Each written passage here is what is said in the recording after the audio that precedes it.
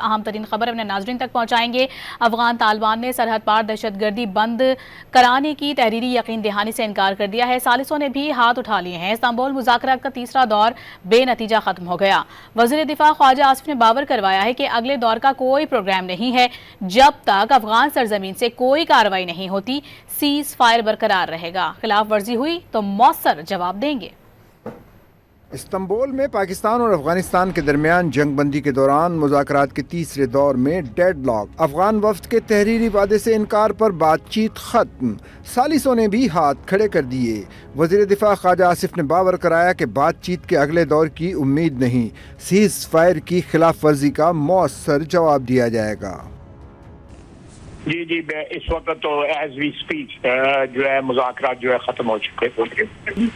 دیکھیں میں جو راؤنڈ جو پہلے ہوئے ہیں اس میں ثالثوں نے ایک کمٹمنٹ جو ہے وہ لی تھی کہ جی ایک اور راؤنڈ کر لیتے ہیں، لیکن اب جو ہے ثالثوں نے بھی ہاتھ اٹھا لیے اور ہمارا واپس آنا، خالی ہاتھ واپس آنا اس بات کی دلیل ہے کہ ہمارے ثالثوں کو بھی جو ہے وہ افغانیوں سے کوئی امید جو ہے اب کوئی رہ نہیں گئی ہے، کیونکہ سرزمین سے ہمارے اوپر جو ہے وہ اٹیکس ہوتے ہیں، تو پھر اس لحاظ سے یا اس کی جو بھی ویلوسٹی ہوگی یا جو بھی گریوٹی ہوگی اس کے حساب سے ہم ریئیکٹ کریں گے انشاءاللہ تعالی۔